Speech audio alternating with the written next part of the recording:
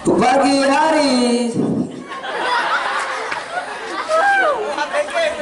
hari sangatlah cerah, kupu-kupu di taman warnanya indah. Kalau Anda mencintai Allah, jawab salam saya dengan meriah. Assalamualaikum warahmatullahi wabarakatuh.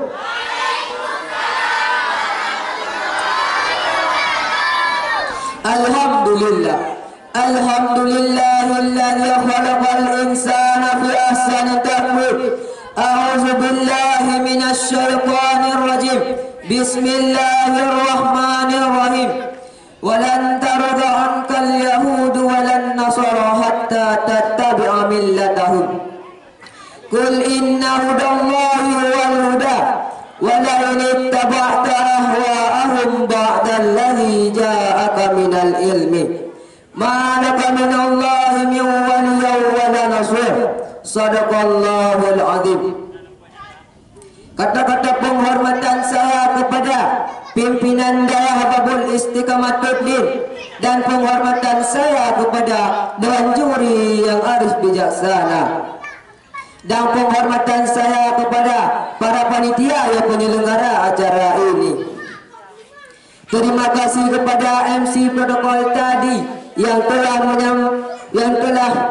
memanggil nomor undian saya untuk menyampaikan sebuah tausiah yang berjudul Membangun Sinergi Antar Kekuatan Bangsa. Ma'asyiral muslimin rahimakumullah. Bangsa Indonesia yang besar ini didirikan dengan darah dan air mata, dengan susah payah orang tua kita terdahulu, bermodalkan tekad yang kuat, persatuan yang erat, kekompakan yang tidak mudah retak, dan dengan satu keyakinan Allah akan senantiasa melindungi hambanya yang bertakwa, dan dengan hanya satu pekikan Allahu Akbar. Para orang tua kita dulu mengusir penjajah Belanda yang memiliki perlengkapan perang yang modern, tetapi mampu dikalahkan dengan bambu runcing. Kemenangan kita bangsa Islam, kita bangsa Indonesia yang bila kita renungkan sulit untuk menang. Sementara alat perang kita bambu runcing, hal ini dapat kita saksikan pada akhir-akhir ini. Apa yang terjadi dengan rakyat Palestina dengan garpu, busur, anak batu, layang yang dipakai sumbu, tapi mereka mampu bertahan atas gempuran serbuan. Hantaman bom setiap saat mengintai saudara-saudara kita, tetapi Yahudi Israel laknatullah kaulan menghadapi pejuang-pejuang Palestina yang terdiri dari anak muda yang gagah, keberaniannya luar biasa untuk menghadapi tentara-tentara kejam jaluan syaitan di desa Israel. Yang namanya Yahudi dan Nasrani tidak akan senang kepada kita umat Islam, sebagai firman Allah dalam Al-Quran surah Al-Baqarah ayat 120 yang berbunyi, A'udzu billahi minasy syaithanir rajim. Bismillahirrahmanirrahim. Walan tarda ankal yahud walan nasara hatta tattabi'a millatahum. Qul inna hudallahi huwal huda wa la in ittaba'ta ahwa'ahum ba'da alladhi ja'aka minal ilmi ma laka minallahi min waliyyin wa la nasir. Sadaqallahul azim.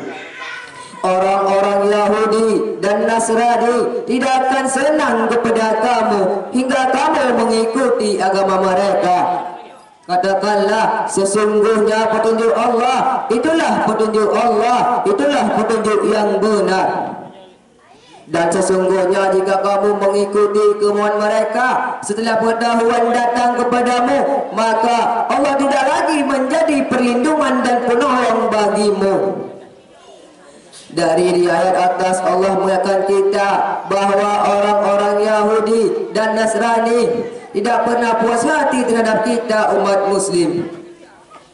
Patuh mengikuti sistem dan jalan hidup mereka dalam berbagai bidang. Kita sebagai umat muslim tidak menyadari bahwa kita dengan dipaksa untuk mengikuti sistem dan jalan hidup mereka. Dari sistem ekonomi pasar, sistem pertahanan, sistem budaya, serta sistem politik bangsa. Dalam sistem ekonomi, kita dituntut untuk mendatangi persetujuan pasar bebas melalui WTO. Dalam sistem pertahanan, kita dipaksa mengimpor senjata buat mereka. Dalam sistem budaya, kita dipaksa mengikuti tren busana serta pola hidup mereka. Dan di bidang politik, kita dipaksa menerima demokrasi versi mereka. Mereka memaksa kita secara halus dengan cara brainwash alias cuci otak melalui iklan, kampanye, pencitraan, janji palsu, dan berbagai tipu daya dan kecurangan lainnya, sehingga kita seakan terhipnotis dan memelihara seolah figur mereka yang orbitkan adalah yang terbaik. Padahal figur yang mereka orbitkan adalah untuk membawa kita mengikuti program sistem milah mereka. Mereka hendak menipu kita dengan mengatakan bahwa hukum syara itu tidak dapat digunakan dalam kemajemukan bangsa Indonesia. Mereka memaksa kita, mempengaruhi opini kita, sehingga kita percaya dengan ideologi mereka yang menganggap bahwa hukum manusia lebih adil dibandingkan Allah. Dari uraian saja singkat pidato saya ini, dapatlah kiranya kita kutip sedikit kesimpulan.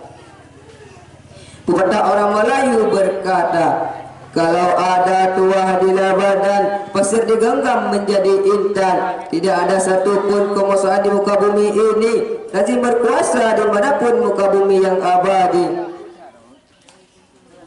Tidak ada rasa takut kepada seorang mukmin, karena mukmin mencintai Allah dan Rasul Muhammad sallallahu alaihi wasallam.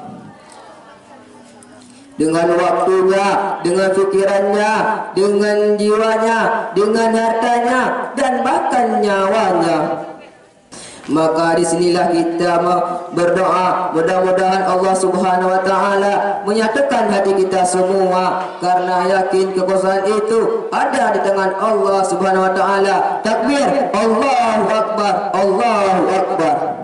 Siapa yang meragukan Allah, maka Allah pasti akan menstakannya. Siapa yang berkhianat di agama Allah, maka Allah pasti menstakannya. Siapa yang menjadi musafir jalan Allah telah tunjukkan, maka tunggu kebenarannya. Takbir, Allahu Akbar.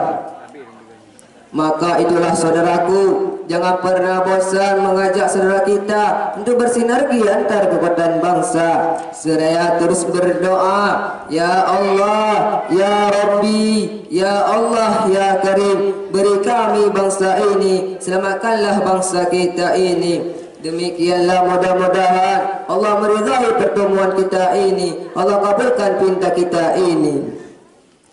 Ikan sepat dalam peti, kain jemuran di atas pagar. Jangan diubat, jangan dipuji, maklumlah saya lagi belajar. Wabillahi taufiq wal hidayah. Assalamualaikum warahmatullahi wabarakatuh.